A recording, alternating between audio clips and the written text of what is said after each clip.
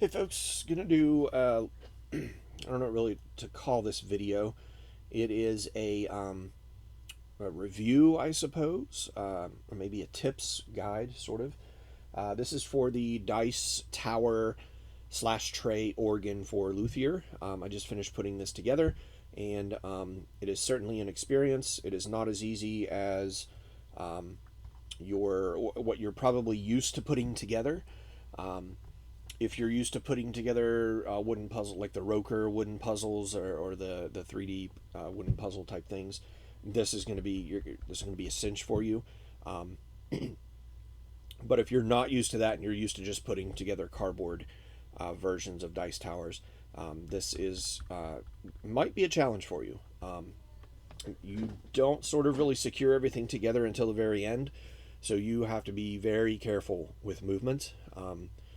It is held together by bolts and nuts, or nuts and bolts, as it may be. Um, and you have to put the very small nuts into the structure quite early and make sure that they stay there and don't move until practically the very end. And it can be frustrating. Um, there's also at the very beginning you're going to essentially be, so it's musical, right? There's chimes. You can kind of see that metal down in there, and there's another one there, and there's a fourth one, and then or there's the third one, and then the fourth one at the very bottom. Um, and those are there's rubber gaskets first that have to go onto there's little onto the wooden slats. There's like little nubs for them to go around, and I found the easiest way to do that is one side has a deep cut, and it's usually on the inside. And then the outer side has less of a deep cut on the knob. So what I did is I put the O-ring, the rubber O-ring, on the non-deep side, the shallow end, and then sort of use my thumb to roll it up and over the knob, and onto the other side, and then wiggled it around to get it to not be twisted or anything like that. I found that was the easiest way to go about it. I did initially try to squeeze it into the deeply cut side, and it just won't go because it's the way that it's cut. It's too close together, and you can't get enough force to shove it through there. So if you start it on the outside edge and then use your thumb to just basically roll it over the knob, it makes it a lot easier. You can easily slip it into the deeper cut side and then rearrange it a little bit. You're going to have 8 of those to do, and then at the very end there's another 2. They all work the same way. Actually, no, I lied. There's only the 8. And then after you get those on, you're going to put your metal chime pieces on there. There is a circle that's cut out of the middle of the chime that goes facing the wooden slat, so you don't see that. It faces inward, so to speak. And then there are 8 screws that have posts in the middle from the head. It goes from the head to a post and then to the actual screw part. And they tell you in the instruction manual to make sure that you can kind of see in the black heads there of the 2. There's 2 of them there. They say make sure you don't over tighten them. Make sure you hand tighten these. Do not use a screwdriver to tighten these. I tightened my first 2 with a screwdriver, and they strip out extremely easy. The third one, I think it's like A, B, C, and D are the letters on the slats. I think it was C. I hand tightened, and they still stripped.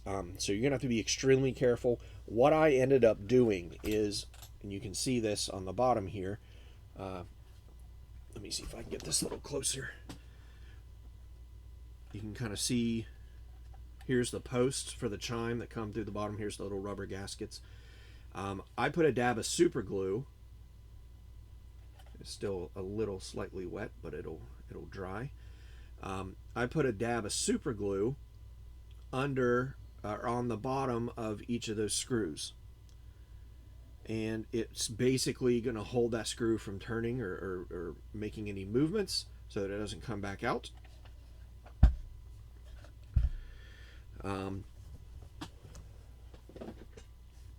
Again, you put everything together, and you have 4 screws on either side. You can see them gold right there. 1, one screw there, there, there, and there. And that sort of secures everything in place. And then you have the little foot pedal here that's the sort of the dice, the fenced area, I guess, if you would. And it sits there just like that. And let's see if we have acrylic dice. So the dice that come with this are wooden, but here's acrylic dice. So let's see if we can get it to make a little noise. There we go. Pretty cool.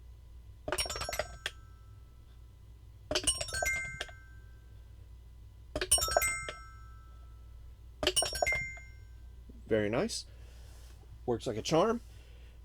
So I would highly recommend, again, that you, one, put a dab of super glue on the bottom of those screw heads, just so that they get held in place, because you're basically screwing into a glorified balsa wood, and it's going to strip it out very, very easily.